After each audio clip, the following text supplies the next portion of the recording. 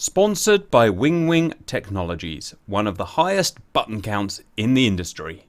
Hello valued viewers, and welcome to a really interesting and actually still a controversial piece of history.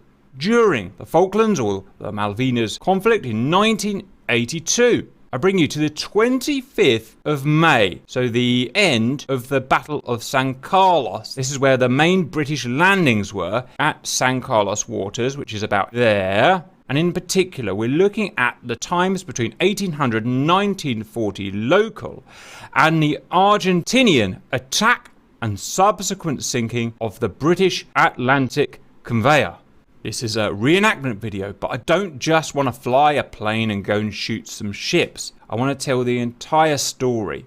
We're going to spend first about 10 minutes reading and listening from the Royal Museum of Greenwich about the Atlantic Conveyor and from a sailor who was on board at the time she was sunk. Then we're going to spend 5 or 10 minutes looking through the official naval debrief of the incident, and then finally we'll spend 10 minutes or so flying the mission.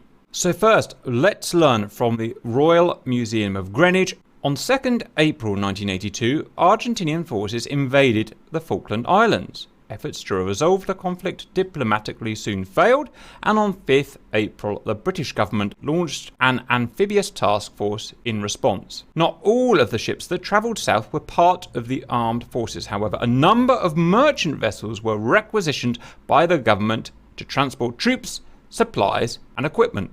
One of those was the 15,000-ton container ship SS Atlantic Conveyor. The ship was refitted, allowing it to both carry and fly Harriers and helicopters. It left Plymouth 25th April 1982. At this point, I'll say that all relevant links to these documents will be in the video description, and before I forget, to credit Andy Smith for helping me with the research. Among those on board was Howard Ormerod. Prior to the Falklands, Howard worked at Devonport Naval Base, where he was responsible for issuing naval stores to the Devonport Base fleet. He also had some seagoing experience, serving on the Royal Fleet auxiliary vessels and travelling throughout Europe to the USA, Kenya and the Bahamas. When he was asked to volunteer for the Naval Task Force, he readily agreed. A decision helped by the fact that his partner Liz, a senior nursing officer, had already deployed aboard the hospital ship SS Uganda with the task force. Let's hear from Howard. The original role was to be a semi-aircraft carrier, taking down Sea Harriers, ground attack Harriers, Wessex and Chinook helicopters as both additions to the aircraft that were already down there on, but also to replace battle losses. So we were reserve, if you like. That was the main role, but because you need a big ship for that, to have a big deck, then it meant that there was a lot of spaces below decks.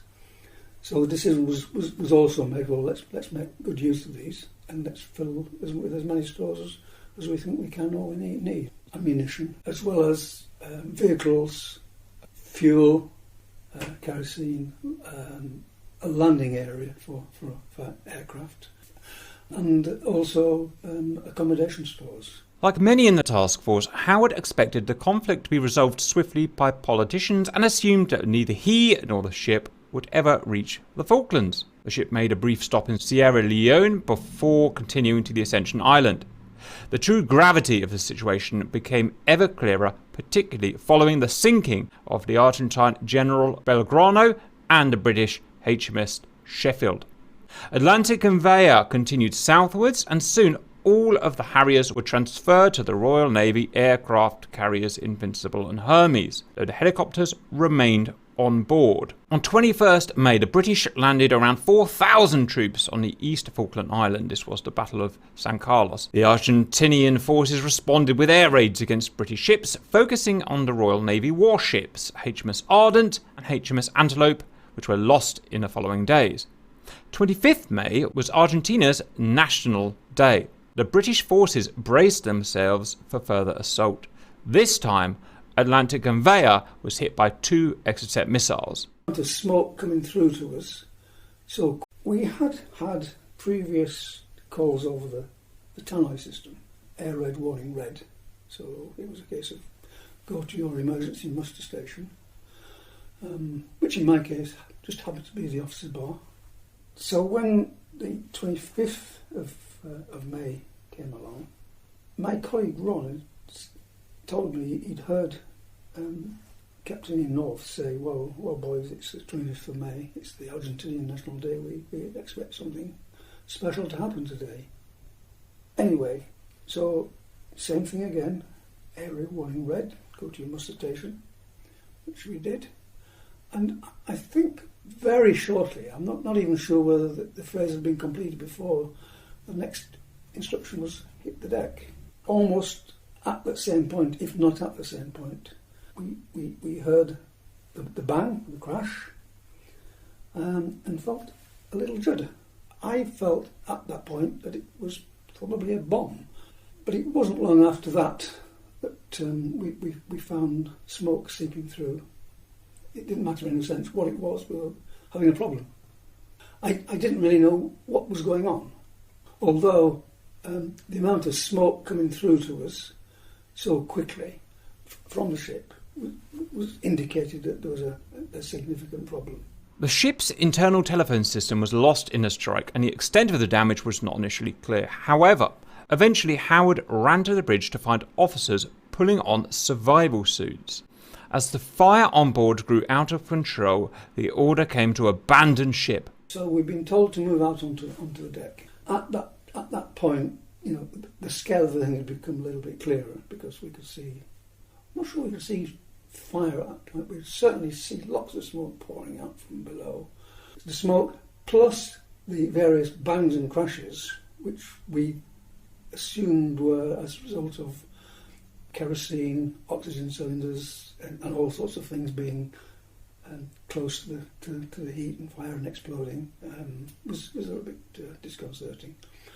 So when the order came to start getting down off the ship, I don't think many of us were too disappointed. The next stage was to get down. The ship had no lifeboats, of course, so it was a case of using the life rafts. They were thrown overboard, pushed overboard, floated, so inflated, and so in a queue, in a line, we were told to start going down and getting into the life rafts. But of course, by then the life rafts had begun to drift away from the ship.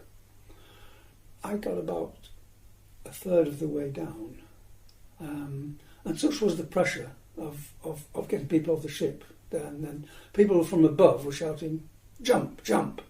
and people from I could also hear people below saying, "No, don't jump, because if the ship rolls, you get sucked under the hull." So in the event, I compromised. I went about halfway down and then jumped, but it was into the water, so I had to swim towards the life raft. I didn't notice temperature at all at that point. I do remember swimming towards the life raft, and the life raft seeming to be a long way away. But as I approached the life raft, a wave seemed to pick up the life raft and land it right on top of me, which pushed me under the water. And I think that was the time when life flashed through my mind very, very quickly. Because I thought, well, I may not get out of this. But then I did. There were actually some people in the life raft at that time, so when I got there, they were able to help me inside. Howard was taken aboard HMS Alacrity, which had gathered alongside, scrambling up the net on the side of the ship to safety. Not everyone was so lucky. 12 men lost their lives in the sinking of Atlantic Conveyor. The sinking also had repercussions for the broader conflict. Valuable equipment, including 9 helicopters, were lost, meaning that troops had to travel on foot from San Carlos to Port Stanley, which we will be covering in the following weeks. Next, the incident report. I'll check that I can share this, and if I can, I'm sure I will be able to, then I'll also link it in the video description. What we've got here is the official record of what happened, pieced together via the official reports from each of the ships involved. Roughly scanning by, first contact 1936 from Ambuscade. The A gave radar detected targets at 310. It also shows what they do when they deploy chaff and so on. 30 seconds later, aircraft detected, 28 nautical miles with no bearing. Next, HMS Brilliant. 30 seconds later, 2 aircraft detected, 26 nautical miles. Hermes, at the same time, 2 contacts detected at that bearing. Exeter then uses her A-gave radar to detect hostiles at 340. Chaff deployed. Ambuscade. Hermes. Brilliant. Ambuscade. Exeter. And finally, Brilliant, with the missiles seen on video. Initial tracks directly towards the Ambuscade, but then veered to missiles left, apparently towards the chaff. Having passed Ambuscade, missiles impacted starboard quarter of Atlantic Conveyor. It then follows a really interesting series of reports. Each ship's signals and records show exactly what they saw and what they did at each point. At the end, as is normal with a naval debrief, we have the plot, a summary of all of those records put together. And we can see here that we have Ambuscade contact here at that time. Interestingly, Hermes detects the same target there, and it shows fog of war. Nothing's perfect. Ambuscade detected the pair of Exocets here. They came in obviously from the northwest. The missiles were targeted apparently at Ambuscade here. She let out a chaff pattern as shown here. The missiles then apparently decoyed away from Ambuscade and went to and through the chaff. The scale is here, by the way. About 2 miles to the east, the missiles then impacted Atlantic Conveyor. How they did that, I'm not sure. Whether they impacted her by pure bad luck, or whether they tracked a new target after the decoy. We also have Tristan here, HMS Brilliant here, and Hermes here. And so finally, onto our reenactment. We are very lucky in that we have a 1-to-1 scale map of the Falklands and the south of Argentina. Here is the Naval Task Force of consequence on that day, set out as best I can from the documents within a few miles. Here we have our Atlantic Conveyor, full of Chinooks, other helicopters, ammunition and stores. Ambuscade here, Tristan here, Brilliant there, Hermes there. In terms of the environment, the clouds are as best I can set up to the day, the wind is as best I can set up to the day. The time of day I have changed because I need to make a video and I need you to be able to see what's going on. Geography. The Super Attendards, which carried out the attack, operated from Rio Grande here. They flew 330 nautical miles northwest of the Falklands here, where they intercepted their tanker. They needed to take on fuel to complete the mission. Then another 190 miles to the target. Missiles were fired at about 22 nautical miles from the task force. They then returned to the tanker and returned home. The aircraft themselves were, of course, French-built Super Attendards. They were armed with just a single Exocet missile. Why is that? Well, mainly because Argentina only had a handful of French Exocet anti-ship missiles, either 8 or 9, I forget which now. Let's join them at Rio Grande. RC, please taxi, lead us out. All right, here we go.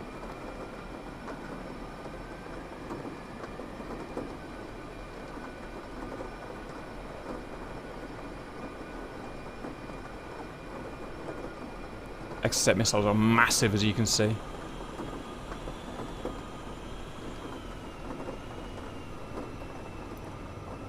Super E, of course, also carrier-capable aircraft.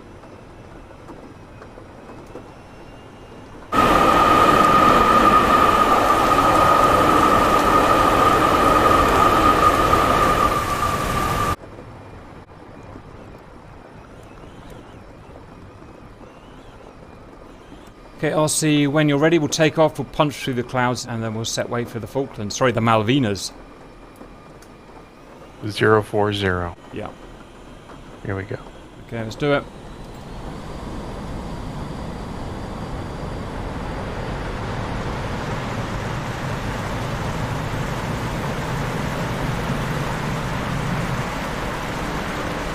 Two, gear up.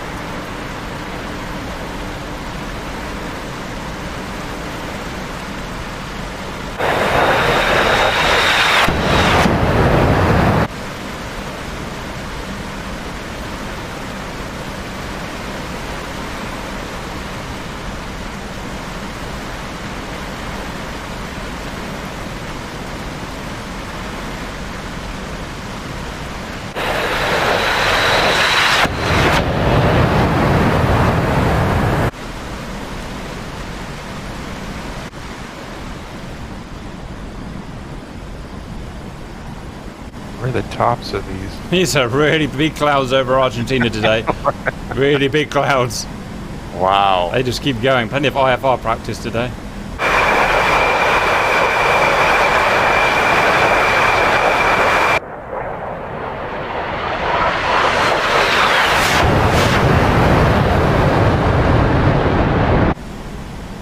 I think we're breaking through. Here we go. Yeah, it's getting less dense. There we go. Yay! We have sky.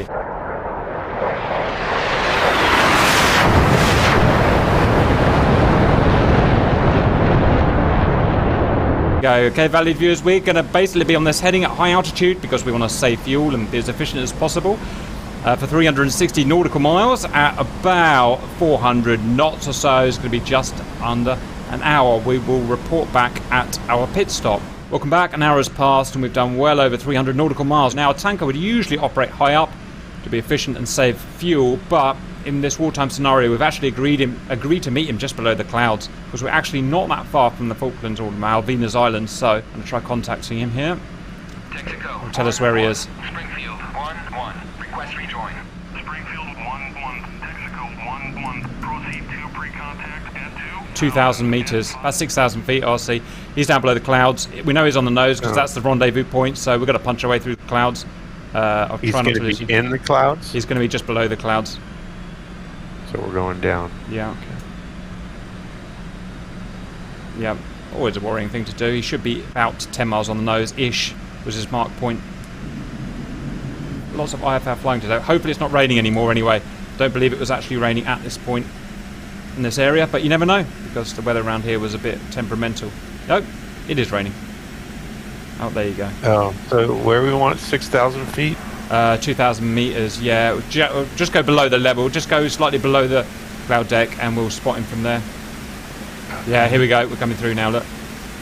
Alright, keep an eye out for a funking great Argentine tanker. It will hopefully appear at some point. Yeah, the old Super E is a bit unsteady. And the old trim. Oh, too low. Yeah, dangerous. Flying over water is so dangerous. Thank God for the radar altimeter. Or just the altimeter. I've actually just seen something out to our right, RC. I'm going to take lead. I saw a flash out to our right. Okay. Alright. Finding a freaking tanker in the freaking suit with minimal fuel. Where's my fuel now? Let me have a look. Yep. Pretty much on fumes. Without cheating. Is... Okay, I'm on your 3 o'clock. Put a flare out. It's not SOP, but... What the heck? Okay, I see the flare. Sure I saw him. God damn it, where's he gone? Okay, I had to cheat in the end. I see he's on my left now. Looks like I put him a little too much in the clouds. Well, this is going to be an interesting approach. Finding a tank of air-to-air refueling in the cloud. Pretty sure they don't do that. Pretty sure they don't do that as well. You just follow me and I'll figure out my way to him. Yeah. And yes, I am going to have to cheat. Oh, found him. Right. I'm going to flare. I see, I got you. What the heck is he doing? Well, he certainly is camouflaged. He did promise that he would be camouflaged. I guess, in reality, they would probably have a TACAN or something on board that Herc that would allow us to find him via the TACAN, but we don't have that here, so... Well, now you're coming at me. Yep. You just got to figure that out, Rossi. I'm just going to worry about the tanker. Try and match his speed. Oh, I see him. Yeah, I saw him for a minute, but now he's... Welcome to that lovely Argentine weather. What's your heading? We're on a heading of 210 at exactly 2,000 meters in a slight left orbit. Right, I'm going to see if I'm going to hook up. Ready, pre-contact. Oh, he's right there. Return pre-contact. I'll go for the rigmarole now, trying to contact with this guy. Ready, pre-contact. Clear contact. Yeah, a few. I'm on left hose. Although it looks like he's got his right hose out, he hasn't on the server, so you'd have to request it. Oh, look at that. I've got a little... The Super E's got a little thing that helps me refuel. I've never seen that before. Okay. Good news. This is the only plane I've ever flown with the refueling nozzle right in my face. So this is going to be the easiest refueling I think I've ever done. Well, we'll say that. Wind is on today, 23 knots with turbulence, as it was in the real life. So nothing's easy with 23 knots and turbulence. Request rejoin. Doing this What's your speed on that tanker? 500 indicated. Cast. Oh, no wonder I can't catch him. 2000 at 500. Refueling in real life value viewers is really hard. It's pretty easy in DCS generally. In real life, it's hideously hard. There are so Not many. that easy in DCS. Well, but you know, you've flown real planes, and I've flown a few real planes now, and the micro bits of turbulence, just in even normal air, that buffet you around, you just don't really get that in DCS, and thank God. Return pre-contact. I think it's more forgiving in real life, Really? actually. Yeah. Justification? I don't think DCS can handle all the variables when it comes to... That's what I mean. So I think it's harder in real life. Do you think it's I don't hard? think it's easy, but I don't think it's... Huh. Break away. Ah, I wasn't concentrating. And the reason is, I think, because you have feedback. Yes, you do. You do have the feedback. In DCS, you do kind of have turbulence model value viewers, but it's not as complex as in real life. So in turbulence, real turbulence, it's kind of randomized by nature. So my plane will be affected, and I don't mean turbulence off another plane. I mean general turbulence. Contact. So my turbulence that I experience will be slightly different to the plane on my right and the plane on the left. Whereas in DCS, it seems to be uniform. Everyone experiences the same turbulence, if you know what I mean. So everyone moves in unison. What I've experienced in real life, and I'm not flown, but I've been in a plane in wingtip formation now, which I'm lucky enough to say. It's a light aircraft, so it did get bounced about. But we were experiencing different things slightly. I noticed that. Taking fuel from this tanker is hard, RC. Contact. Yeah. It really is. It keeps braking. I know how to refuel, and this guy keeps braking. Anyway, let me know your thoughts, valid viewers. A lot of you guys have got much more experience in real flying than me and RC, so I'm really enjoying my real flying at the moment. It makes me hideously sick, but that is what happens when you have chemotherapy, unfortunately. Right, come here, you son of a gun. You can hook up, but it bounces on and off the hose. It's a bit of a swine. Valid viewers, so we may be here a while, because I've got lots of fuel to take on, I'm afraid to say. Contact. Okay, no, I'm at 2,000 kilos. Taking fuel. I'm almost done, actually. The plane only takes 5,000 ton indicated. It's 2,500 kilos. Contact. Yeah, what you find is this nozzle is a funny shape or whatever, and it just bounces out the bucket. It bounces out the bucket. Contact. It's a bit ugly. Maybe it's not modeled quite right. I would probably go with that. I'm kind of taking a litre of fuel at a time. Fill me up. Oh, God. Do you have your afterburner on? No, it's a weird thing. Oh, okay. I assume the Super E doesn't really have that little thing. I'm done. No, I'm not. Are you? No. Actually, I'm not 100% sure. He didn't say anything, which usually means it's done. But I'm a fan of the Super E, by the way. I like French planes. French planes are good. Super E's right up my alley in terms of analog. Well, then you'll be capacity. happy when the F1 comes How out. about that? It'll be right up my alley, that will. Nearest thing I can get to a Jaguar. Which is also French, actually. And British. How close did you need to be? Pretty close. It's average. Average. Rejoin. Oh, shoot. So you can help you. Whoops, you aborted rejoin. I did. Yeah, I completed. Right. I'm going to wait for you now. Right, viewers, that was hard refueling, actually, as it turns out. Now it's time for Monsoir RC. You don't worry about me, I'll worry about me. As I cut right in front of you. Do you know which hose you're on now, RC? Because he has them both out for me, but only one will be activated. I don't see any of them out. Huh. Look at me leaving you alone to concentrate. It is interesting on the, right ahead of you. I like that. You don't have to worry about a friggin' offset. Now you compare that with the Harrier. Just ignore him. Why is it telling me to break away? You'll see, it just pops you out every now and then because he gets bored. But you've been in longer than I have. I guess I did have you yapping in my ear, RC.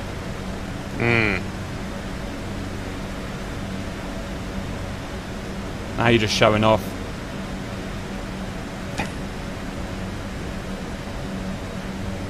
And I am not a good refueler. RC is not a good refueler, apparently.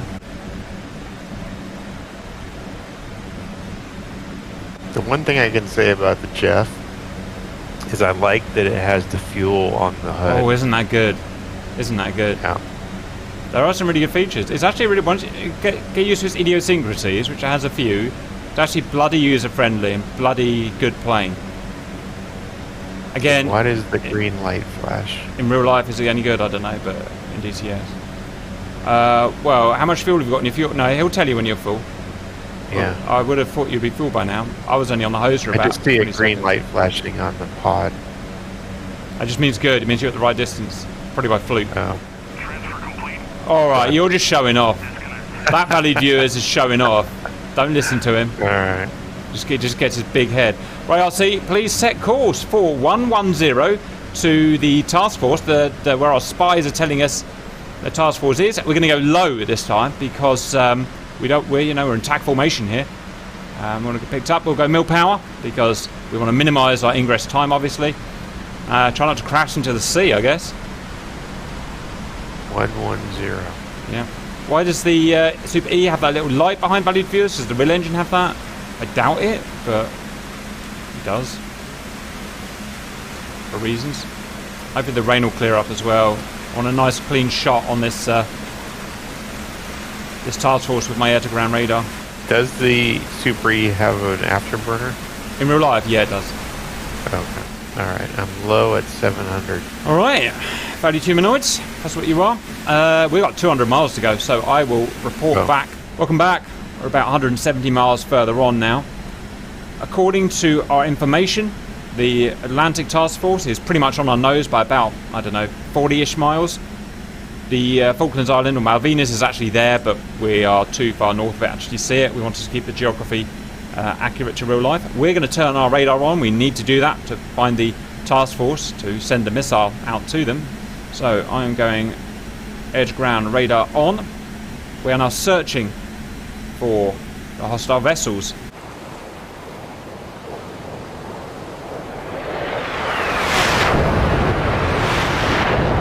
Due to Earth's curvature and whatnot, we can't fire these from hundreds of miles out, or even them. Oh, hello! We've got a signal. Don't know what Targets. it is. Multiple targets, right? I think RC, we should go for middle target. I don't know why, and I don't really know which ships are out there, but my instinct tells me middle target. We've got a ways to go, yeah. So we'll just keep that in mind. Okay, do a launch precision override, but we're too far to fire at the moment. Let's get further. In real life, they fired within about 22 nautical miles, I think it was.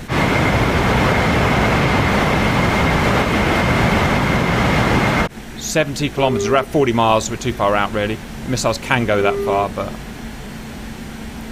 I'd like to get much closer. In real life, the visibility was actually 5 nautical miles. I've increased visibility massively. Again, it just makes a better video for you guys so you can see what's going on.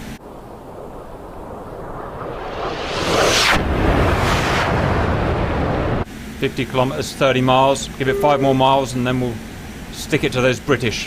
Stay away from our Malvinas."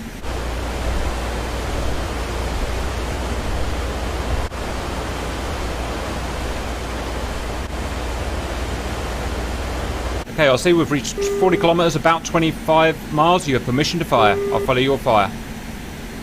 Okay.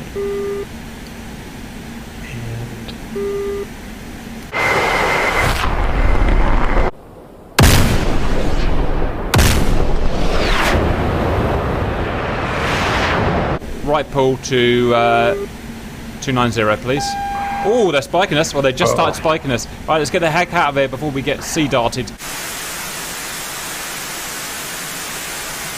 I'm going to get my autopilot on. I'm going to go try and follow those missiles. Yep, they're after us. They're going to send their Sea Harriers after us very shortly.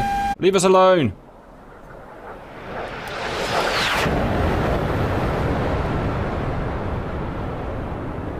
Okay, the missiles have been spoofed by the chaff. And they slam into the starboard quarter. Oh, of the SS Atlantic Conveyor. The Chinooks on board are destroyed.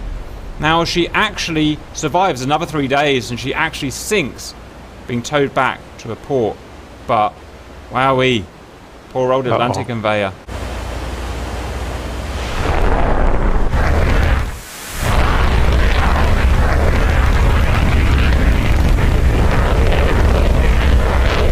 Don't you do enough? Oh, I'll see. We're going to go back to safety. A missile. Right, get out, get out. Sea darts, sea darts.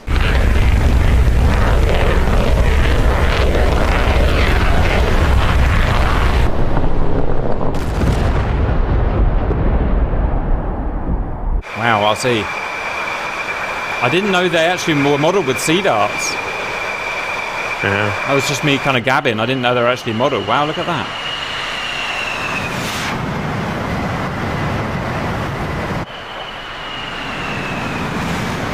Okay, valued viewers, so our reenactment went a bit differently.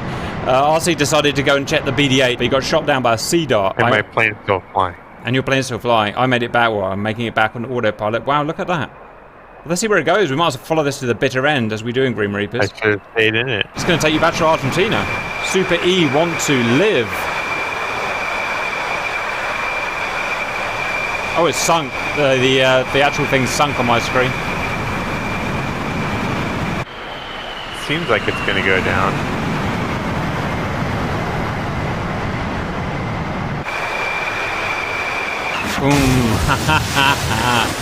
Well done. Okay, valued viewers, a few historical inaccuracies as usual, but good fun, and I still hope you enjoyed it and learned a bit. Anything from RC? Nope. I'll see you later. The main Grim Reapers videos are now being split between this YouTube channel and the Grim Reapers 2 YouTube channel. So if you want to see all of the Grim Reapers videos, please consider subscribing to both channels. And thank you for watching.